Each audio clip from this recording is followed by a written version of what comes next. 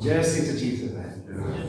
Mirë se erdhët në këtë shërbes të sotshme, do të vazhdojmë serinë tonë në Ungjillin sipas Gjonit, edhe jemi tek Gjoni kapitulli 2. Gjoni kapitulli 2 dhe duke lexuar nga vargu i parë. Fjala e Perëndisë na thot: Dhe ditën e tretë u bë një dasmë në Kana të Galiles, dhe nëna e Jezusit ishte atje. Edhe Jezusi me dishepujt e vet ishte i ftuar në dasëm. Dhe si mbaroi vera, nëna e Jezusit tha atij: Nuk kanë më verë. Jezusi tha: Ç'ke me mua o grua? Ora ime s'ka ardhur ende. Nëna e tij u tha shërbëtorëve: Bëni gjithçka që ai t'ju thot. Dhe aty ishin vendosur 6 enë prej guri, sipas zakonit të pastrimit të judenjve, dhe secili nxinte 2 ose 3 masa. Jezusi u tha: Mbushni enët me ujë, dhe atë mbushën deri sipër. Pastaj u tha: Nxirreni tani dhe çojeni të parit të festës. Dhe atë i quan. Mbasi i pari i festës e provoi ujin e shndruar në verë, ai nuk e dinte nga vinte kjo verë, po e dinin mirë shërbëtorët që kishin nxjerrë ujin. I pari i festës i thiri zëndrin dhe i tha: Çdo njeri nxjerr në fillim verën më të mirë, dhe kur të ftuarit kanë pirë shumë, verën e keqe, ndërsa ti e ke ruajtur verën e mirë deri tani. Jezusi bëri këtë fillim të shenjave në Kana të Galiles dhe shfaqi lavdinë e tij, dhe dishepujt e tij besuan në të. Pas kësaj zbriti në Kapernaum, ai dhe nëna e tij, vëllezërit e tij dhe dishepujt e tij, dhe ata qëndruan aty jo shumë ditë. Jeta pa Jezus Krishti është si një dasëm pa verë. Bëhet dasma pa verë? Absolutisht jo. Dhe jeta pa Krishti është tamam dasëm pa verë. Po të ngelesh pa verë në mes të dasmës, në kohën e Jezusit ishte në vërtet një krizë e madhe, për 3 arsye. E para sepse dasma nuk do ishte gëzueshme. Hebrejt nuk pinin të deheshin, po që të gëzoheshin. Madje, mësuesit e tyre thoshin: pa verë nuk ka gëzim. Kjo dasëm do kishte qenë e kot, e mërzitshme, nëse nuk do të kishin më verë. Po gjithashtu, do ishte turp i madh. Po tani në mes të dasmës, të ngelesh pa një gjë për të qërasur miq, do ishte një turp i madh për familjen e zëndrit që të mos kishin mjaft verë për të shërbyer mysëfiret e tyre. Më shumë se kaq, do ishte turp i madh në një fshat i vogël. Tani ne di, fshati ka, thashë theme. Dhe fshati ka marrëdhënie shumë të ngushta. Nëse ti je në dasëm në fshat dhe ngelesh pa verë, do ishte në vërtet një njoll e zezë për emrin e familjes së dhëndrit. Më shumë se kaq, do kishte pasoja ligjore. Nëse dasma nuk do ishte sipas pritshmëritë e njerëzve të nuses, njerëz të nuses do të hidhnin në gjyq atë të dhëndrit. Domethënë, nuk do ishte thjesht një dështim si dasëm, po do ishte gjithashtu me pasoja ligjore dhe financiare. Do kërkonin kompensim. Po këtu ne shohim të parën shenje, të parën mrekullie që Jezusi i bëri në shërbesën e tij. Është e para nga 7 shenja në Ungjillin sipas Gjonit. E 8 është ringjallja e tij. Po para ringjalljes së Jezusit Gjoni na tregon 7 shenja që na tregojnë se kush është Jezusi në të vërtet. Tani vini re 4 gjëra këtu. Së pari vini re vendëndodhjen e kësaj shenje. Ku ndodhi kjo mrekulli? Në një fshat i përulur. Kana ishte 14 kilometra larg Nazaretit nga ishte Jezusi. Nëse Nazareti do kishte rreth 500 njerëzish, duke banuar atje, Kana si fshat do kishte 100 apo më pak njerëz duke banuar atje. Mendoni pak. Jezusi zgjodhi të zbuloj lavdinë e tij.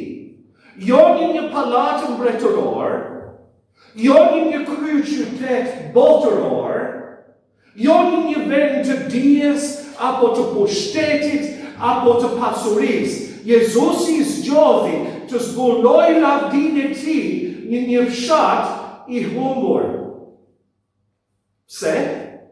Sepse Perëndia nuk e vlerëson atë që vlerëson njeriu. Njeriu vlerëson pasuria, pushteti dhe statusi. Perëndia jo. Pyetja ime është, a vlerëson ti gjërat që vlerësojnë njerëzit, apo ato gjërat që Perëndia vlerëson? Se problemi që kemi si besimtarë është që shpeshherë ne vlerësojmë ato gjëra që bota e vlerëson. Po çfarë thot Pali? Në 1 Korintës 1:27. Po Perëndia zgjodhi gjërat e marra të botës, të tupëroj të urtët, dhe Perëndia zgjodhi gjërat të dobta të botës, që të tupëroj gjërat të forta. Ki kujdes që nuk e ken mendësit, vlerat dhe përparësit e njerëzve që të rrethojnë. Atë që njeriu vlerëson, Perëndia e përçmon. Atë që Perëndia e vlerëson, duhet të vlerësojmë ne. Kjo është vendëndodhja e kësaj shenje. Po së dyti vini re sfondin e kësaj shenje. Kjo ndodhi në një dasëm, dhe jo rastësisht ndodhi në një dasëm. Pse? Sepse martesa është një beslidhje. Në Malekia 2:14 Zoti përshkruan gruan si shoqja jote dhe bashkëshorte e beslidhjes tënde. Martesa është një beslidhje midis dy njerëzve dhe Perëndisë. Është jo vetëm një beslidhje, po është edhe një union apo një bashkim. Bure grua kishte thuar.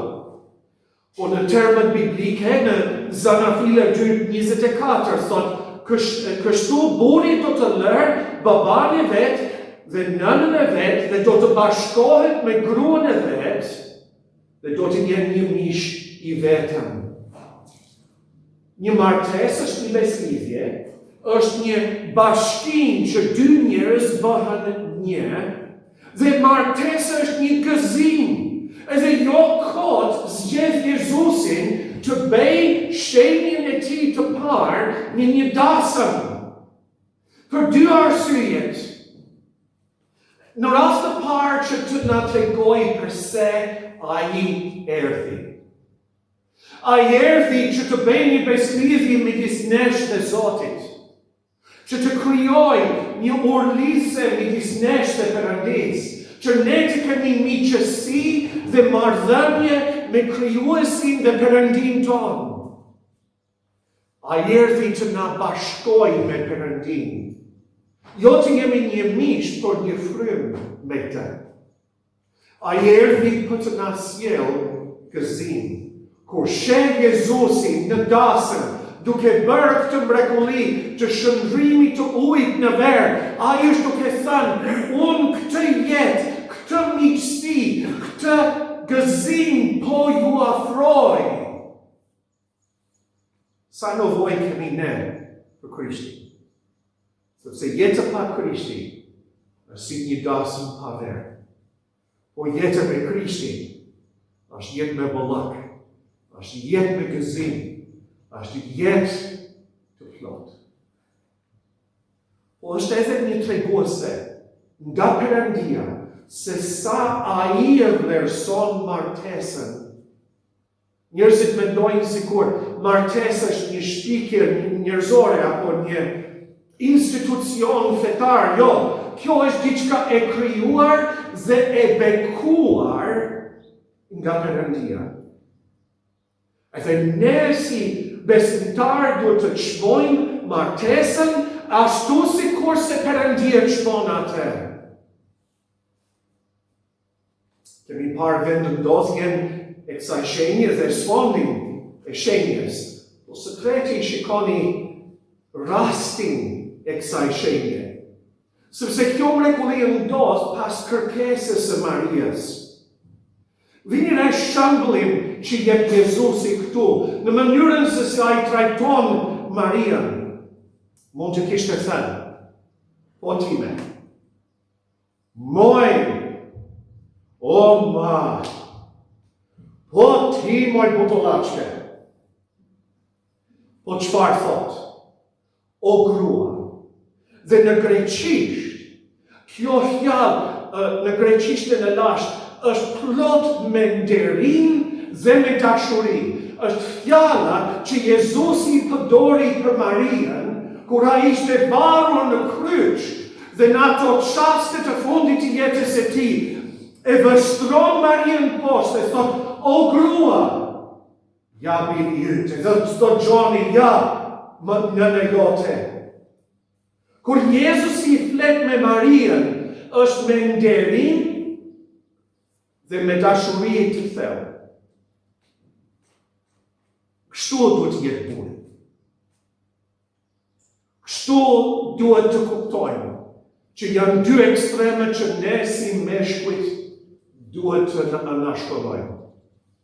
Një është që të jemi qyllagjin, tjetër është që të jemi kapedan, apo pashat, që presin që të na shërbejnë të tjerët. Nuk duhet të jemi të dobët, por duhet të jemi ata që nderojnë dhe duan gratë tona.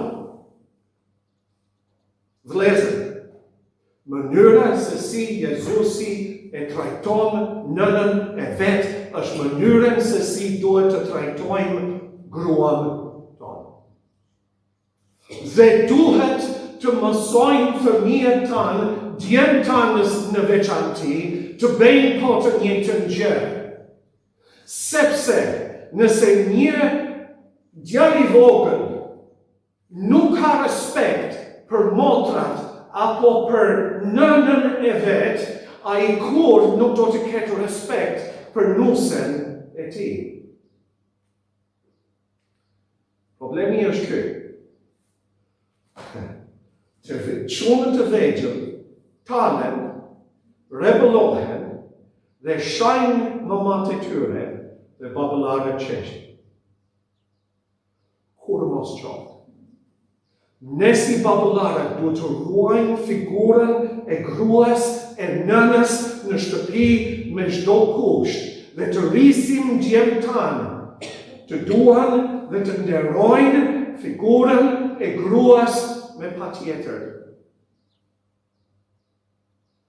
Djemt të rinj duhet të kuptojnë që nuk duhet të jenë kapedana dhe nuk duhet të jenë si ata në internet që sundojnë mbi gratë, po duhet të jenë shërbëtor. Vajzat e reja, ju duhet të kërkoni bashkëshort si Krishti. As pasuria, as bukuria dhe as profesioni nuk do t'ju bëjë të lumtur.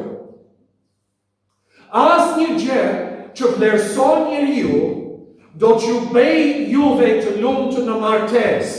Atë njeri që duhet të kërkoni është ai që e ngjan Krishtin Jezus. më marrë dhe gjyshet. Ju keni ndikim të madh mbi nipërit tuaj. Mos i trajtoni si princa, mos i mësoni dembel, dhe mos i lini që t'ju abuzojnë apo të flasin keq me ju. Mësoni djemt apo nipërit tuaj të jenë si Krishti. Mësoni të jenë si Krishti. Po gjithashtu, vini re që Jezusi e sfidon përparësit e Marias këtu. Sepse këtu Jezusi prezentohet si mjeshtri, Maria si shërbëtorja. Edhe pse e ka nën, edhe ka qenë i bindur ndaj Marias, gjatë tërë jetës e tij, Jezusi tani tregon distancën që ai ka ndaj Marias. Ai është Zotin dhe Maria është vetëm një shërbëtore dhe tani ai korrigjon Maria. E sfidon përparësitë e saj. I thot, çfarë lidhje ka kjo me mua dhe ty? Ose mund të përkthehet ndryshe, çfarë kemi ne të përbashkët? Sepse përparësitë e Jezusit dhe të Marias janë krejt të kundërta. Maria ka halin e dasmës. Maria ka halin e emrit të mirë të fisit. Jezusi ka halin e shpëtimit të shpirtërve. Jezusi ka një mision, e thot ende nuk ka ardhur ora ime. Kjo orë do të shohen të përsëritur si shprehje në Ungjillin sipas Gjonit. Në Kapitulli 12, vargu 23, ka ardhur ora që biri i njeriut të përmendohet, edhe pastaj Jezusi flet për kryqëzimin e tij. Jezusi e thot Marias, nuk ka ardhur ora që unë të kryqëzohem, të ringjallen prej së vdekuris dhe të ngjitem në të djathtë të Perëndis. Nuk më ka ardhur ora. Unë jam këtu për të vdekur për mëkatet. Unë jam këtu që të shpëtoj mëkatarët. Ti ke halin e verës. Çfarë do të kuptojmë nga kjo? Unë besoj që ne ngjajmë Marias në të paktën 3 mënyra. Ne preokupohemi me punën tona dhe jo me punën e Perëndisë. Preokupohemi me shkollimin e fëmijëve, me shëndetin e tyre, me të ardhmen e tyre, po jo me shpirtin e tyre. Preokupohemi duke bërë gjëra për opinionin e njerëzve, po nuk jemi duke menduar për fatin e tyre të përjetshëm. Duam të bëjmë qefin e njerëzve, apo t'i bëjmë nder sepse ai më bëri nder, po nuk jemi duke menduar a janë pjesë e mbretërisë së Perëndisë, a do të shkojnë në parajs. Ne preokupohemi me punën tona, por ajo që ka rëndësi është shpirti i njeriu dhe ku do të shkojë kur të dali nga kjo jetë. Ne edhe fiksohemi pas nevojave fizike dhe jo frymërore. Maria është atje, po vera. Edhe Jezusi është duke thënë, po shpirti, po shpëtimi i shpirtit, po njerëzit që janë të humbur, dhe po shkojnë drejt ferit, ç'a do bëjnë me këta? Edhe shpesh herë vinë tek Zoti, edhe ne vinë për bukë. Edhe ne vim për shëndet. Edhe ne vim për mjeçënie. Edhe ne vim për diçka, një fat të mirë apo diçka tjetër. Apo siç ka dëshmuar një herë, kur u pagzua në kishën tonë, tha, kur erdhën në fillim, tha, në kishë, erdha që Zoti të më jep të shtëpi. Dhe shpesh herë ne duam Zotin për atë që ai jep, jo për atë që ai është. Të dashur, nëse Zoti do të merte shëndetin, letët, familjen, edhe jetën tënde sot, ai akoma meriton dashurin tënde, se aq I mrekullueshëm është Perëndia ynë. Duajeni Zotin për atë që është, jo për atë që bën, jo për atë që jetë. Mos u bëni si ata në kohën e votimeve, që dalin simpatizant të një partie që të marrin sasin e njerëz. Jeni ata që e duan Zotin sepse ai meriton dashurinë tonë. Gjithashtu ne preokupohemi me çfarë është urgjente. Në vend të preokupohemi me atë që ka rëndësi në vërtet. Maria mendon që ajo që ka rëndësi është vera, sepse po I keni dasma pa verë, jemi në hall të madh. Dhe Jezusi po thot, o grua, ti e zënë nuk e bërë shumë gjëra. Po ajo që duhet ti jesh duke bërë, nuk je duke bërë. Maria është si punë e Martës, motrës së Lazarit, që ishte aqe zënë duke shërbyer të shepujt e Jezusin, sa që nuk ishte kohë as për të menduar, kurse Maria, motra e Lazarit, ishte poshtë këmbëve të Jezusit, duke përpir çdo fjalë që dilte nga goja e tij. E Jezusi tha, kësaj nuk do të hiqet kur. Kësaj nuk do të hiqet kur. Dhe vëllezër, motra, ne jemi shumë të ngarkuar. Ne kemi halin e punës, ne kemi halin e familjes, ne kemi halin e fëmijëve, ne kemi halin e shumë gjërave. O sa të ngarkuar bëjnë vetët tona, edhe një gjë ka rëndësi, edhe vetëm një gjë nuk hiqet kur. Një miqësi me Perëndin. Edhe ne shkojmë andej këtej dhe jemi kaq të shpëndar, edhe jemi kaq të hutuar, jemi si ato deri butollaç që shkojnë andej këtej, pa bari, pa çoban. Edhe nuk e kuptojnë që ajo që ka rëndësi, dhe ajo që do mbetet në përjetësi, është marrëdhënia jonë me Perëndin. Edhe ne themi që mjafton një 10 minutë në mëngjes që të lexojmë Biblën dhe të lutemi edhe o burra. Edhe ne mendojmë që, ja, unë erdhëm e kish, e bëra detyrën, ha? E bëra adetin. Jo është miqësi me Perëndin, marrëdhënie të përditshme, gjë që nuk mund të nxitohet. Sepse marrëdhëniet me njerëzit nuk mund të bëhen me nxitim. Bën kur ulemi bashkë dhe kemi kohë bashkë dhe njihemi bashkë. Po me Perëndin, nëse ne duam miqësi me Perëndin, kjo do të thotë ti kushtojmë kohën e duhur dhe të kemi përparësinë e duhur. Është Zoti I pari në jetën time, pastaj gruaja, pastaj fëmijët, pastaj të gjitha gjërat të tjera. Kjo është radha biblike. Zoti I pari, pastaj gruaja apo burja çaj ke, pastaj fëmijët, pastaj çaj ke punën, gjërat, shoqërinë. Jo Zoti I pari. Të dashur, nëse duam që të shijojmë Zotin, dhe duhet të kemi miqësi të përditshme me të. Së katërti e vini re kuptimin e shenjës. Pse nuk filloi Jezusi duke shëruar të veprat?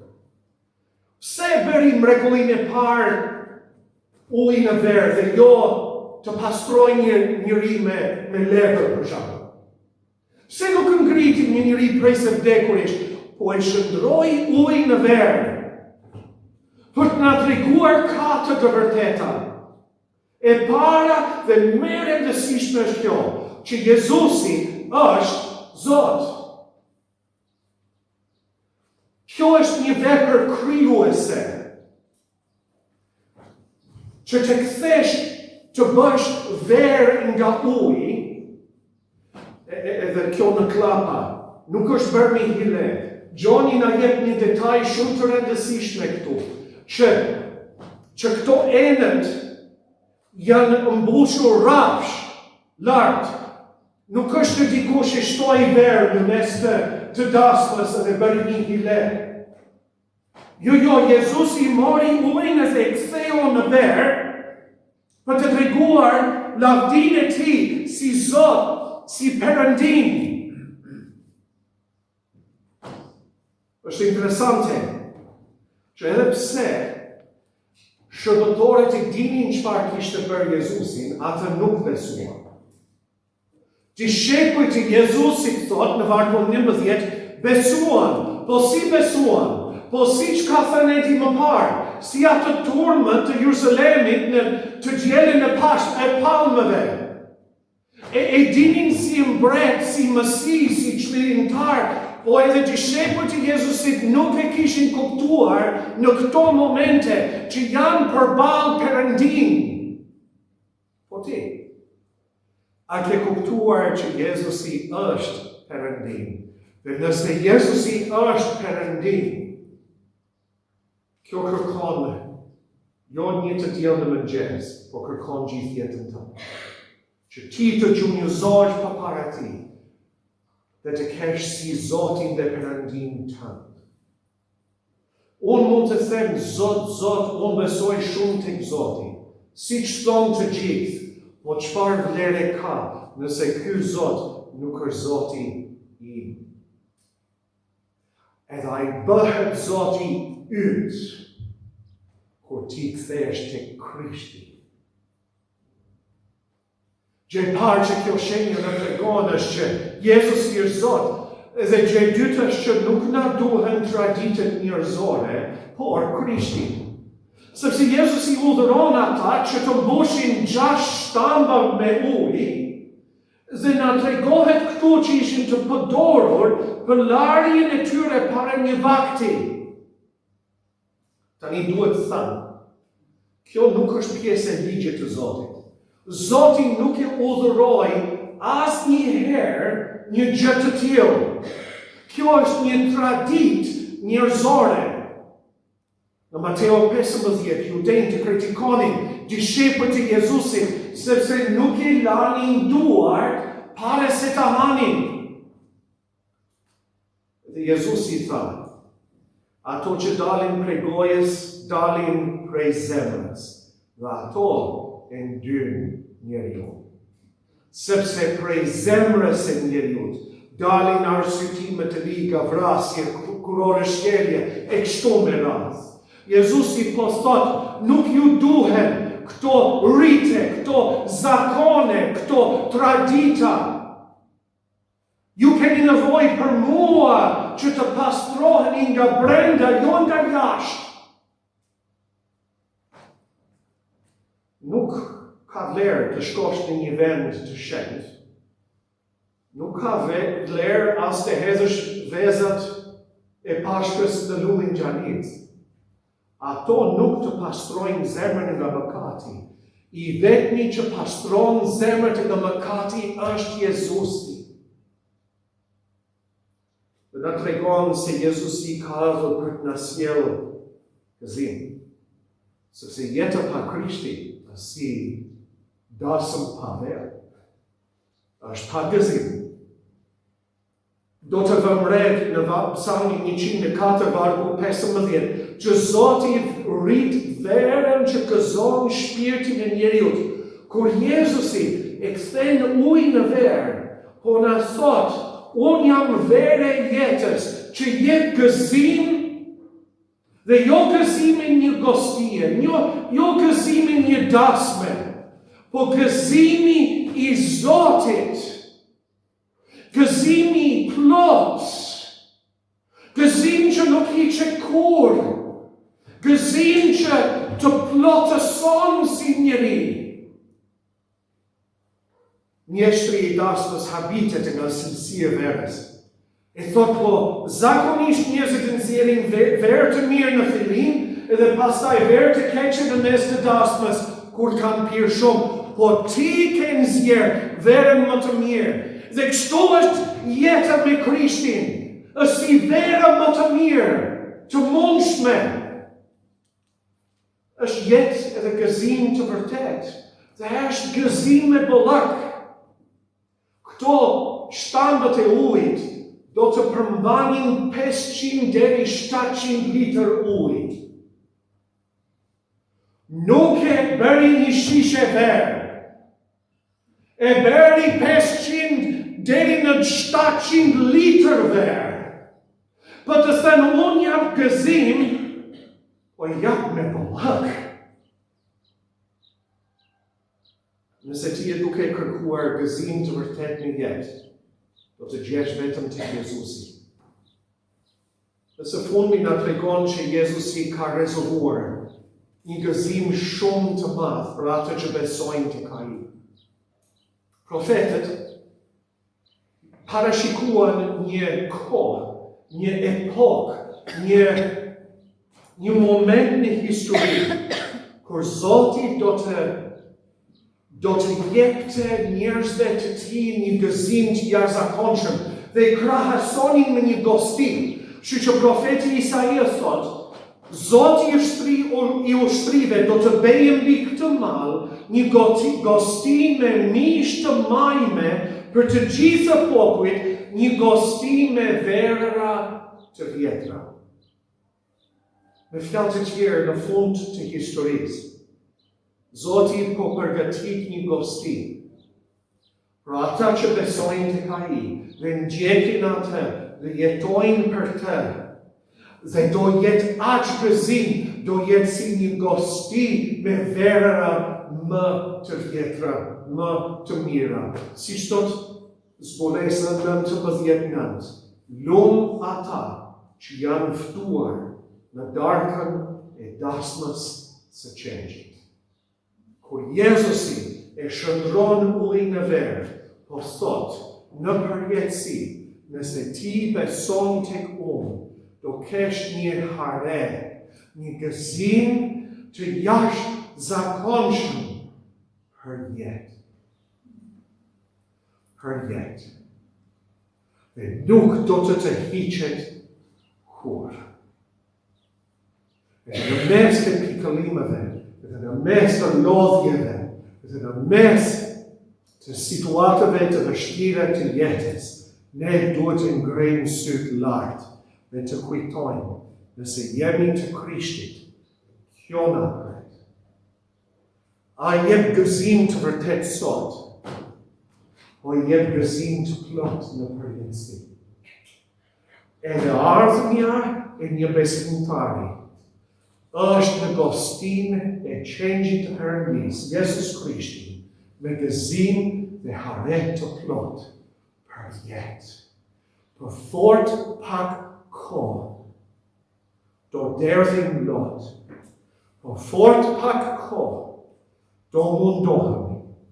Për fort pak kohë, do kalojmë sprovat dhe sëmundjet dhe sulmet dhe mundimet. Por kur ne jemi në gëzimin tonë qellor, gjithçka që ne vuajmë në këtë jetë, do duket si një hiç. Do duket si një grimës të vogël. Sepse gëzimi I Zotit do të përpi çdo breng të zemrës. Dhe gëzimi I Zotit do të fshi çdo lot. Dhe gëzimi I Zotit do të mbush çdo zemër që beson tek Krishti. A ke kthyer tek Krishti, sepse kjo të pret nëse je I Krishtit. Dhe nëse je I Krishtit, mos e lejo asnjë gjë në jetë të të mposh apo të vjedhë gëzimin tënd. Çfarë na pret? Çfarë na pret o vëllezër? gëzim të plot, gëzim të përjetshëm, sepse jeta pa Krishtin është si dasëm pa verë, po jeta me Krishtin është gëzim